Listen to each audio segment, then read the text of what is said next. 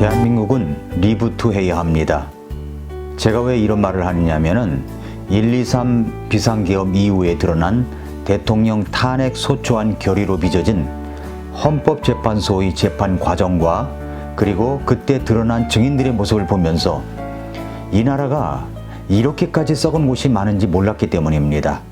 국회라는 곳은 국민을 위한 정치를 하는 것이 아니라 자기들 정당과 한 사람의 사법적 방어권의 이 법안만을 쏟아내고 그리고 일할 수 있는 장관들 등 29명을 탄핵해서 국정을 마비시켜 놓고 일할 수 있는 국가적 예산을 삭감 내지는 예산 제로로 만들어 일할 수 없도록 만들어 놓은 국회가 되어버렸기 때문입니다.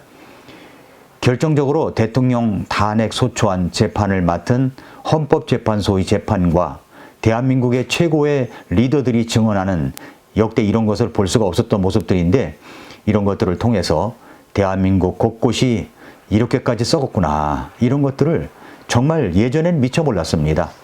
부정선거 증거자료를 제시하고 그렇게 이 나라의 최고의 석학들, 리더들이었던 분들이 주장을 해도 헌법재판소와 선거관리위원회는 하나로 짜여진 모습으로 받아들여지지 않는 모습도 그렇습니다. 썩었습니다. 잘못되어 있습니다. 대한민국은 이번 기회에 다시 자유민주주의 국가의 체제로 다시 리부트해야 합니다. 이제 이런 말을 하면 정교분리의 원칙에 의해서 목사님이 그런 말을 하면 안 되지 않습니까? 교회에서나 이렇게 방송으로 정치 발언을 하지 말아주시고 가만히 계시면 안 되냐고 하는 분들도 있는 것 같습니다. 그 심정을 모르는 것이 아닙니다. 저는 지금까지 나라가 하는 일에 대해서 방송을 통해서 해본 것은 코로나 때 교회에서는 모이지도 말고 식사도 하지 말아야 한다는 정세균 총리의 말에 한거하여 정세균 총리에게 드리는 영상 편지라는 방송을 처음 했던 적이 있습니다. 코로나를 핑계로 문재인 정부의 억압적인 교회가 모이지 못하도록 그렇게 탄압을 하고 법적인 것까지 마련해가지고 그렇게까지 했던 것은 매우 잘못된 것이었다는 것은 지금도 여전한 주장입니다. 사람들은 정교분리라는 말에 대해서 정확한 의미를 모르고 있습니다. 정교분리라는 말을 정확하게 알아야 됩니다. 그래서 여기서 정교분리의 참 의미에 대해서 짚고 넘어가겠습니다. 자, 정교분리가 무엇이냐? 정교분리는 국가, 정부와 종교가 서로 간섭하지 않는 원칙을 말하는 겁니다. 그러나 이 개념이 단순히 종교가 정치에 개입하면 안 된다는 뜻으로만 이해되는 것은 그건 잘못된 의미입니다. 정교분리는 오히려 국가가 특정 종교를 강요하거나 탄압하지 않고 종교가 자유롭게 활동할 수 있도록 보장하는 것을 핵심으로 하고 있습니다. 이 정교분리가 생겨난 역사적 배경이 있습니다. 정교분리 개념은 유럽의 기독교 역사에서 비롯되었는데, 특히 중세시대 교회가 국가의 권력을 행사하거나 국가가 특정 종교와 연합해가지고, 카톨릭이죠? 그래서 국민들에게 그 특정 종교, 카톨릭을 강요하는 사례가 많았습니다. 이러한 상황이 종교적 억압과 정치적 부패로 이어지자 근대사회에서는 국가와 종교의 분리를 주장하는 흐름이 등장했던 것입니다. 그래서 대표적인 사례로다가 미국 건국 당시에 토마스 제퍼슨이 정교 분리의 장벽을 언급하면서 국가가 특정 종교를 강요해서는 안 된다는 원칙을 강조했습니다. 하지만 그는 동시에 개인과 사회가 신앙을 자유롭게 표현하는 것은 보장해야 한다라고 그렇게 했던 것입니다. 그래서 이제 정교 분리의 주의 원칙이 있는데, 국가는 특정 종교를 강요하거나 탄압하지 않는다는 것. 그래서 모든 국민은 신앙의 자유를 가지며 국가는 특정 종교를 국교로 지정하거나 특혜를 주어서는 안 된다는 것을 말하고 있고, 또 종교는 자유롭게 정치적 의견을 표현할 수 있다는 겁니다. 그래서 정교분리는 종교인의 정치적 발언 금지가 아니라 국가가 종교를 억압하지 않고 종교가 공공 영역에서 자유롭게 의견을 개진할 수 있도록 하는 겁니다. 정치는 종교적 중립성을 유지해야 됩니다. 공공정책이나 법 제정 시 특정 종교의 교리를 강요하지 않고 보편적인 원칙과 법에 근거해야 하는 것입니다. 종교적 가치가 사회적 도덕성과 영향을 미칠 수가 있습니다. 종교가 사회 윤리와 도덕적 가치 형성에 기여하는 것은 자연스러운 일입니다. 종교가 사회적 정의, 인권 윤리 문제에 대해서 목소리를 내는 것은 정교분리 원칙에 의배되는 것이 아닙니다. 그래서 사람들은 이 정교분리를 오해하는 경우가 많은데 많은 사람들이 정교분리를 오해해가지고 정부가 하는 일에 교회가 간섭 발언을 해서는 안 된다는 것으로 알고 있는데 그게 아니라는 겁니다. 정교분리는 단순히 종교가 정치에 개입하는 것을 막는 것이 아니라 국가가 종교를 억압하거나 특정 종교를 강요하지 않도록 하는 것입니다. 예를 들어서 종교 지도자가 사회적 문제, 인권, 낙태, 동성결혼, 윤리 문제, 부정선거 등에 대해서 의견을 표명하는 것은 정교분리 위반이 아닙니다. 오히려 민주사회에서 다양한 가치관이 공론장에서 논의되는 것은 필수적입니다. 문제는 국가가 특정 종교의 입장을 법으로 강제하는 것입니다. 그렇기 때문에 국가는 종교 자유를 보장해야 합니다. 특정 종교를 탄압하거나 강요하지 않고 종교적 신념에 따른 표현의 자유를 존중해야 됩니다. 종교인은 사회 문제에 대해 발언할 권리가 있습니다. 종교 지도자와 신자들은 도덕적, 윤리적 문제에 대해서 사회적 의견을 개진할 자유가 있습니다. 공공정책은 종교적 강요 없이 결정되어야 합니다. 법과 정책은 특정 종교 교리가 아니라 보편적 인권과 공공선을 기준으로 해야 됩니다. 한마디로 다시 정리한다면 정교분리는 단순히 종교는 정치에 개입하지 마라는 의미가 아니라 국가가 특정 종교를 강요하거나 억압하지 않으며 종교가 자유롭게 활동할 수 있도록 보장하는 것이 바로 원칙입니다. 종교가 공적 영역에서 목소리를 내는 것은 정교분리 위반이 아닙니다. 오히려 민주주의 사회에서 중요한 요소입니다. 따라서 정교분리는 종교와 정치의 완전한 단절이 아니라 각자의 영역에서 균형을 이루며 상호 존중하는 원칙으로 이해해야 합니다. 자, 최근에 Save Korea라는 그런 말이 등장했습니다. 부산의 세계록교회 담임 목사인 손현보 목사는 왜 Save Korea를 외치며 대통령 탄핵 반대를 말하면서 거리로 나왔을까요? 목사가 말이죠. 목사가 교회에서 정치 이야기를 하지 말아야지. 성도들 상처받을까 봐 조심해야지. 교회 안에 여당도 있고 야당도 있으니까 가만히 숨죽이고 가만히 있어야지. 이 현실 대한민국에 일어나는 작금의 비상계엄과 탄핵 정국을 보면서 옳은 것은 옳다 말하지 말고 그런 것도 그러다고 말하지 말고 가만히 있어야지. 중립을 지켜야지. 왜 목사가 말이지 나서서 그렇게 집회를 하고 있단 말인가? 이렇게 말하는 사람들이 있습니다. 안 그렇습니까? 여러분도 그렇게 생각하십니까? 들어보십시오. 왜 손현보 목사는 차별금지법 집회를 주관하더니 이번에는 왜 대한민국을 구해야겠다고 하면서 전국 곳곳에 매주간 탄핵 반대 집회를 하면서 대통령의 탄핵 반대를 외친단 말입니까? 왜 그럴까요? 왜 그럴까요? 지난 주간에 2월 20일자 조선일보 신문에 세이브 코리아 대표인 손현보 목사의 인터뷰 기사가 크게 실렸습니다. 그는 이렇게 말합니다. 내가 윤석열 대통령 자체를 지지하는 것은 아니다. 그렇지만 비상계엄과 국회 탄핵 소추 이후에 진행되는 과정은 법을 모르는 사람이 봐도 정상이 아니고 무리하다는 느낌이었다. 야당이 29번의 탄핵 소추안을 발의하고 대통령 탄핵을 밀어붙이는 것을 보면서 자유민주주의 체제가 무너질 수 있겠다는 위기감이 들었다. 그래서 전체주의 국가로 간다면 교회의 생태계도 무너진다. 그래서 나서지 않을 수가 없었다. 이렇게 말했습니다. 손현보 목사는 또 이렇게 말합니다. 윤 대통령 탄핵안 가결이 안 됐으면 나서지도 않았다. 계엄을 했으면 잘 됐는지 못 됐는지 헌재의 심판도 받는 것이고 그걸 우리가 나설 이유는 없었다. 그러니 지금 과정을 보면 자유민주주의 체제가 무너질 위기이다. 이재명은 독재자가 될 수도 있겠다는 느낌이 딱 든다.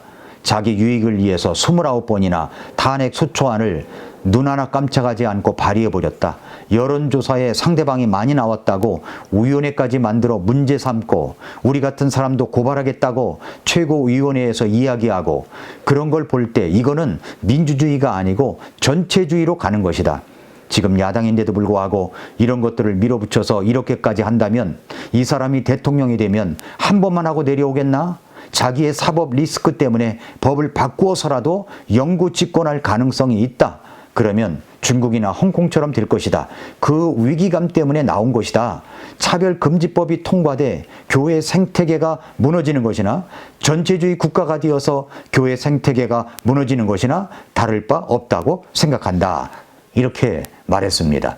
교회는 사회 통합의 역할을 해야 하는데 정치에 너무 깊숙이 들어와 있다고 생각하지는 않습니까? 기자의 질문입니다. 목사는 정치 발언을 하면 안 되는 거 아니냐? 그 말이죠. 그러자 그는 이렇게 말합니다. 그 말에 전혀 동의하지 않습니다. 국가가 잘못됐을 때는 바른 길로 인도하고 또 공산주의나 전체주의 국가가 들어서면 당연히 그걸 반대해야 하는 것이 교회의 책무입니다. 1933년 히틀러 수권법, 행정부의 입법 권한을 위임한 법률인데 그것을 통과시킬 때 독일의 교회들은 아무 말도 안 했습니다. 그 결과는 2차 대전을 통해서 7천만 명이 죽었고 독일의 젊은이도 700만 명이 죽었습니다. 북한을 보십시오. 김일성이 들어올 때 교회도 환영했습니다. 공산당도 같은 국민인데 사람인데 하면서 말입니다. 이렇게 속은 것입니다. 그러니까 속아서는 안 된다. 이렇게 말했습니다. 그러자 이제 기자가 말합니다. 차별금지법 같은 것은 아직 국회에 상정도 되지 않은 법안이고 이재명 집권을 전제로 한 반대가 아니냐고 물어봤습니다. 그래서 이제 손현보 목사님이 대답합니다. 가정이지만 그 사람이 행해왔던 것을 보면 알 수 있지 않습니까? 정부를 29번이나 탄핵 소추안을 발의하며 정부가 아무 일도 하지 못하게 만들어 놓고 그 탄핵 소추도 자기에게 불리한 장관들을 모조리 탄핵시켜 놓고 탄핵 소추시켜 놓고 대통령도 일을 하려면 사람과 돈이 있어야 되는데 대통령의 사람들을 다 탄핵 소추시켜 놓고 재정은 영원으로 만들면 어떻게 일을 합니까? 그런 과정을 볼 때 차별금지법도 통과시킬 가능성은 얼마든지 있는 것입니다. 라고 말했습니다. 그래서 윤석열 대통령이 정상으로 돌아오는 것이 자유민주주의 체제를 지키는 것이라고 보기 때문에 석방하라고 반론의 기회를 주라고 그렇게 말하는 것이다. 라고 그분은 인터뷰에서 말했습니다. 사실 이재명 같은 사람이 대통령이 된다고 여러분 가정해 보십시오. 지금도 대통령도 아닌데 다수당의 대표인데 이렇게 권력을 휘두르는데 여러분 대통령이 되면 어떤 일이 벌어질까요? 다른 사람 같으면 말이죠. 벌써 죗값을 치르고 있었을 것입니다. 이리저리 법망을 비켜가며 재판을 지연시키고 대통령이 되어야 그 죗값에 대한 심판을 연정하거나 없앨 수 있다고 생각해가지고 자기에게 불리한 많은 사람들을 탄핵 속출시키는 결과를 가져왔는데 그가 만약에 대통령이 된다면 이 나라가 어떻게 되겠느냐 하는 것입니다. 이렇게 옳은 것은 옳다 하고 그른 것은 그르다 하는 것이 잘못된 것입니까? 옳은 것은 옳은 것인데 사실 눈치 보느라고 침묵하고 있는 목사가 얼마나 많습니까? 제가 늘 말하지만 지금은 체제전쟁 중입니다. 전체주의 국가로 가느냐 아니면 자유민주주의 국가로 다시 서 있느냐 하는 체제전쟁 중입니다. 이것은 국힘당이냐 민주당이냐 하는 싸움이 아닙니다. 이것은 체제전쟁입니다. 체제전쟁의 그 뒤에서 조종하는 자가 누구인가를 보십시오. 이 나라 자유 대한민국의 국가를 전체주의로 만들려고 하는 조종자가 누구인가를 한번 잘 생각해 보라는 말입니다. 신문과 방송만 보면 윤석열 대통령을 탄핵시켜야 한다고 생각될 수밖에 없습니다. 저는 신문과 방송만 보았던 사람입니다. 조선일보는 지금까지 65년을 살아오면서 평생 보았던 신문입니다. 중앙일보도 30년 이상을 보았던 사람입니다. 그런데 이번 탄핵 소추안을 가결하고 재판을 받는 과정에서 드러난 조중동의 신문은 편파적이고 어떤 결과를 정해놓고 신문 기사를 쏟아내는 것들이 많았었습니다. 추론을 정론으로 만들어 아니면 말고식의 기사가 참 많았습니다. 저는 이것은 아니라고 생각이 들었습니다. 보다 못해 이런 신문을 절독해야 되겠다. 그래서 조선일보, 중앙일보를 끊었습니다. 그랬더니 지국 사무소에서 전화가 와서 그동안 잘 보셨는데 왜 끊었냐고, 신문기사 때문이냐고 말을 합니다. 그렇다고 하니까 강동구에, 제가 사는 지역이 강동구인데 강동구에 이런 보수들이 이렇게 많은지 몰랐다고 합니다. 신문 구독을 취소한다는 전화가 빗발친다고 합니다. 여러분, 저만 그런 생각을 한 것이 아니었습니다. 지금도 그렇습니다. 여러분, 신문 방송만 보면 그 기사 내용을 진리처럼 받아들여 가지고 그 배후에 흐르는 진짜 의미를 모를 수가 있습니다. 우리나라 신문들이 그렇습니다. 신문 방송만 보면 짜여진 각본대로 가는 것이 보입니다. 그러나 여러분, 그렇지 않습니다. 만약 유튜브가 없었다면 국민들은 신문 방송이 나오는 것만 믿고 따라갔을 것입니다. 그러나 지금은 그렇지 않습니다. 미국도 그런 일이 있었지 않습니까? CNN을 비롯한 방송 신문들이 바른 뉴스를 보도하지 않고 편파적으로 보도를 했습니다.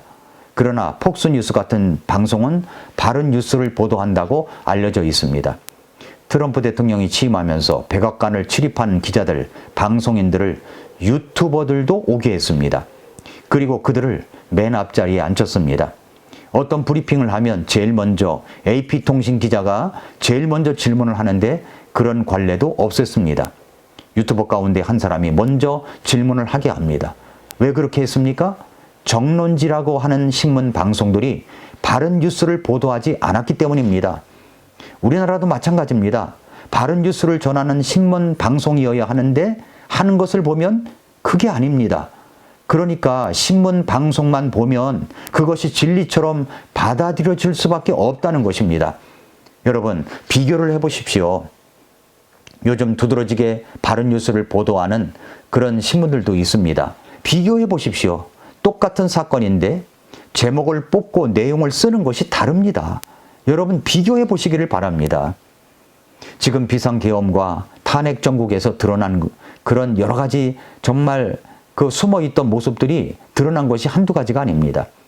선거관리위원회 부정선거 의혹, 어떻게 개표원 중에 중국 사람이 있을 수가 있습니까?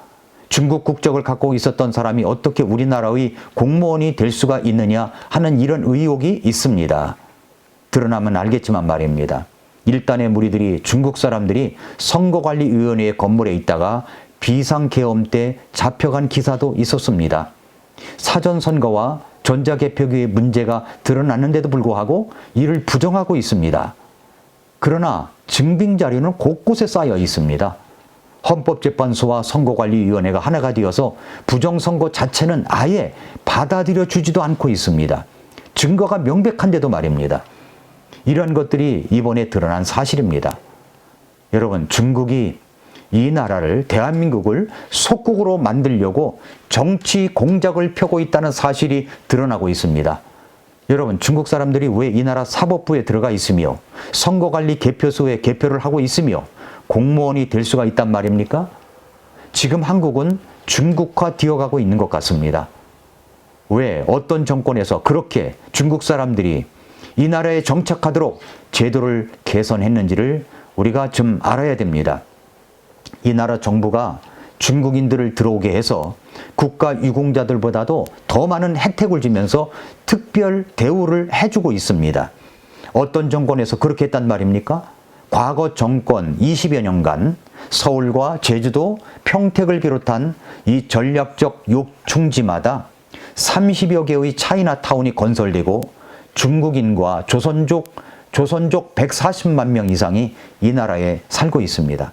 그리고 중국인들에게 혜택을 주는 것이 정말 많이 있다는 주장이 많습니다. 노령연금도 줍니다. 건강보험 혜택도 줍니다. 정착지원금도 줍니다. 지방선거권을 주어서 투표도 하게 합니다. 기숙사 우선 지원을 합니다. 대학 입시 수시 특별 전형 지원을 합니다. 결혼비용도 지원합니다. 임대주택 우선 배정해 줍니다. 공무원 선발 때 다문화 특별 전형 지원을 해서 혜택을 줍니다. 통신비 지원하고 출산비 지원하고 국공립 어린이집 우선 배정해주고 육아 지원 보조금을 지원해주고 운전면허 비용도 지원해주고 자격증 취득 비용도 지원해주고 자궁경부암 예방접종도 지원해주고 산모 도우미 지원해주고 학습지 지원해주고 대학 등록금도 지원해주고 대출이자 감면, 외환성금시 수수료 감면, 은행예금 우대금리 대상, 일가구 다주택 허용, 양도소득세, 취득세, 등록세 감면 등 이런 혜택이 말이죠.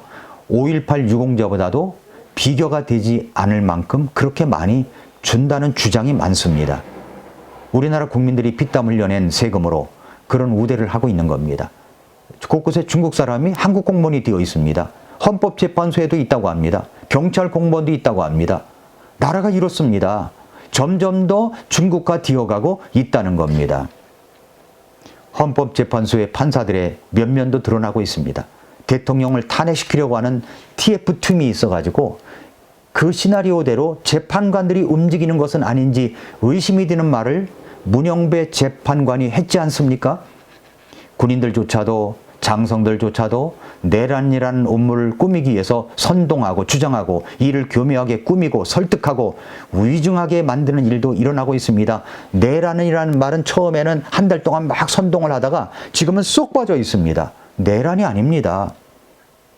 성도 여러분, 지금은 체제 전쟁 중입니다. 이 나라는 전체주의 국가로 가면 안 됩니다. 그때는 이 교회도 자유롭지 못한 이 공산주의 국가의 모습이 될 것이고 더 많은 희생자가 나올 것입니다. 우리는 지금 이승만 대통령이 세운 자유민주주의 국가의 모습으로 계속 이어져 가야 됩니다. 범법자와 전체주의 사상을 갖고 있는 자는 결코 이 나라의 지도자가 되어서는 안 됩니다. 한국사 강사인 전한길 씨가 60억의 연봉을 포기해서라도 나서가지고 대한민국을 바로잡아야 되겠다고 소리치는 것을 들어보십시오. 2030 청년들이 곳곳에서 일어나고 대학가에서도 시국선 논문을 발표하는 이유를 여러분 생각해 보십시오.